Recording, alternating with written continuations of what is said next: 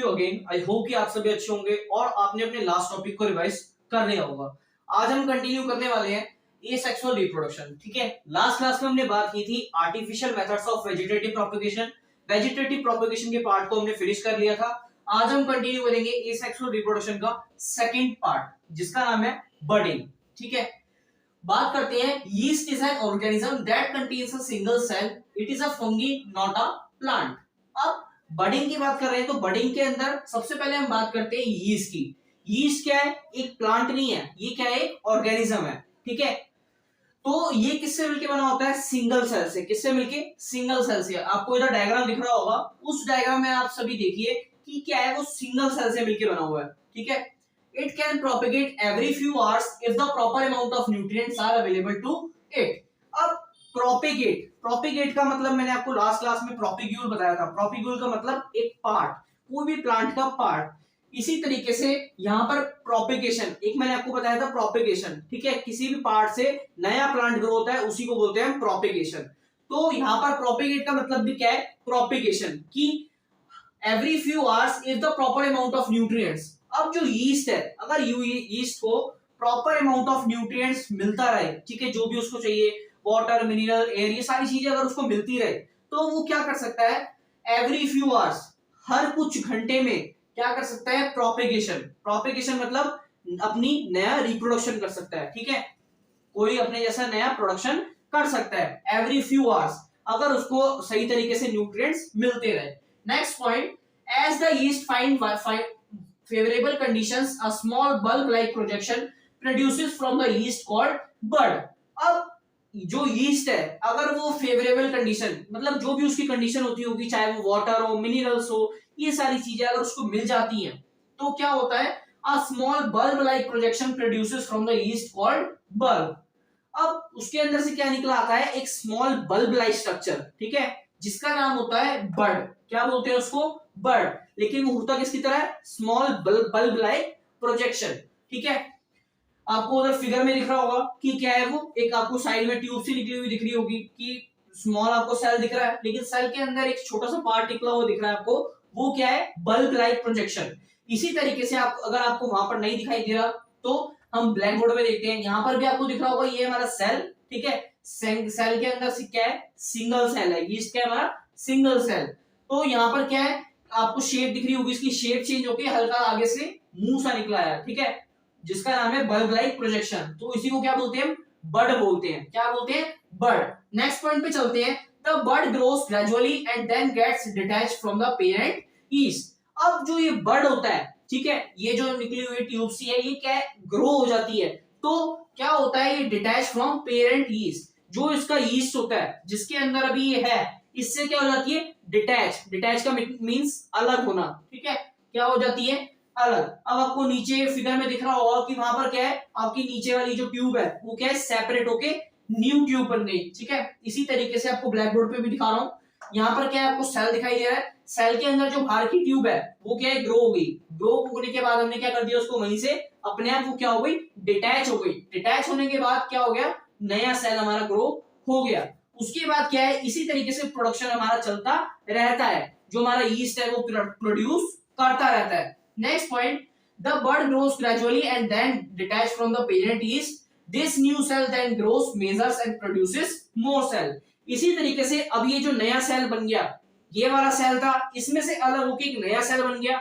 अब ये नया सेल भी क्या करेगा? दोबारा से प्रोडक्शन करेगा, फिर ये वाला सेल दोबारा प्रोडक्शन करेगा। तो इसी तरीके से क्या है? नए नए सेल्स बनते रहते हैं। Sometimes a chain of birds is formed which leads to the production of a large number of yeast all together।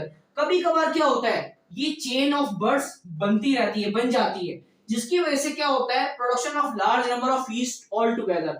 अब आप सभी को मैंने आपको बताया कि एक ही है, ठीक है, इतने इसमें बन रहा है तो नेक्स्ट सेल बन गया, नेक्स्ट सेल में बन रहा है तो अगला वाला सेल बन गया। तो इसी तरीके से प्रोडक्शन चलता रहता है और एक टीम बन जाती है। ठीक है, बर्ड्स की एक टीम बन जाती है, जिसका मतलब है एक पूरी टीम बन गई।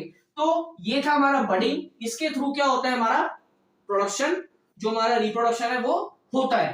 अब नेक्स्ट बात करती है फ्रेगमेंटेशन। ठीक है, किसकी बात कर रहे हैं हम? फ्रेगमेंटेशन। नाम से आप सभी को पता चल रहा होगा कि क्या होता है फ्रेगमेंटेशन। फ्रेगमेंट का मतलब टुकड़ों में बढ़ जाना, उसी को बोलते हैं फ्रेगमेंटेशन।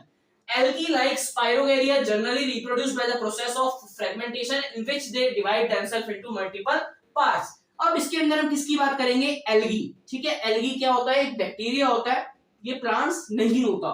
तो इसके अंदर क्या होता है, जैसे स्पाइरोगेरिया की हमने बात कर ली, तो वो क्या करती है? रिप्रोड्यूस करती है किसकी मेथड से? फ्रेगमेंटेशन। ठीक है, टुकड़ों में बढ़ जाती है। कब? In which they divide themselves into multiple parts. ठीक है, इसके अंदर क्या होता है? फ्रेगमेंट के अंदर अपने आप को वो अलग अलग मल्टीपल पार्ट्स में डिवाइड कर लेती है।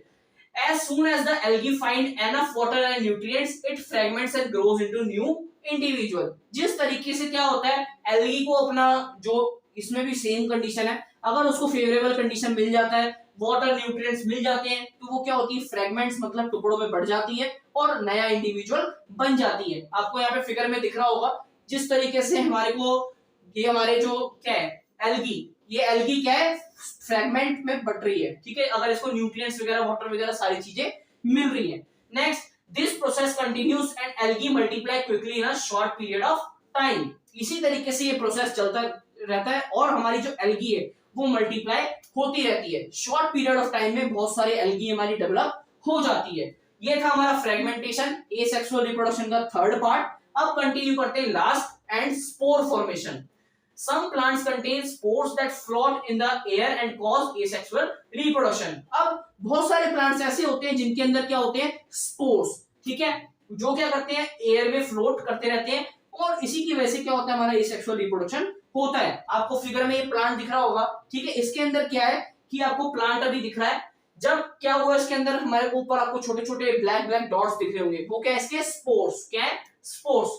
A spore has a hard protective cover which protect it from the unfavorable environment conditions like temperature and humidity। अब ये प्लांट्स के ऊपर आपको जो स्पोर्स दिख रहे हैं, ये क्या करते हैं? इसकी हार्ड प्रोटेक्टिव कवर है। ठीक है, जो कि अनफेवरेबल कंडीशन, जितनी भी मतलब परेशानियां आती है एनवायरनमेंट के अंदर, उन सभी से बचा के रखता है हमारा ये स्पोर। ठीक है, जैसे ह्यूमिडिटी हो गई, टेम्परेचर हो गया, तो इन सभी चीजों से हमारे को प्रोटेक्ट करता है। किसको? स्पोर को। Next, as a result the spore can travel long distances and survive from long duration of time। इसी की वजह से क्या होता है कि जो हमारा स्पोर है वो ज्यादा दूर तक ट्रैवल कर पाता है और लॉन्ग ड्यूरेशन तक सरवाइव कर पाता है। Next, as soon as they find favorable conditions such as moisture and nutrients they germinate and from new plants।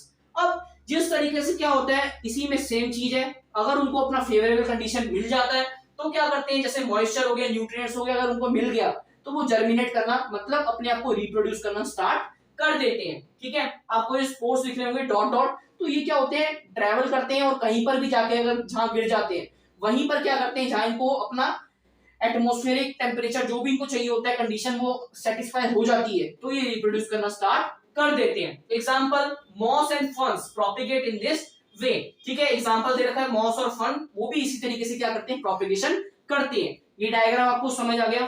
तो जैसे एग्जांपल एक और लेते हैं, आपने देखा होगा कि कोई खाली बिल्डिंग है और खाली बिल्डिंग के अंदर कोई भी नहीं रहता, और आप अपनी टेरेस से अगर देखेंगे तो आपको क्या दिखाई देंगे? छोटे छोटे प्लांट्स दिखाई देते हैं। तो उसका मेन रीजन ये होता है कि इसी तरीके से हमारे स्पोर फॉर्मेशन की मदद से वहां तक स्पोर पहुंचते हैं, तब जाकर हमारा प्रोडक्शन ऑफ न्यू प्लांट्स हो पाता है। तो ये था हमारा एसेक्सुअल रिप्रोडक्शन। आज हमने एसेक्सुअल रिप्रोडक्शन के सारे पार्ट्स को फिनिश कर लिया है। आई होप आप सभी को समझ आ गया होगा। आज के लिए इतना ही। Thank you.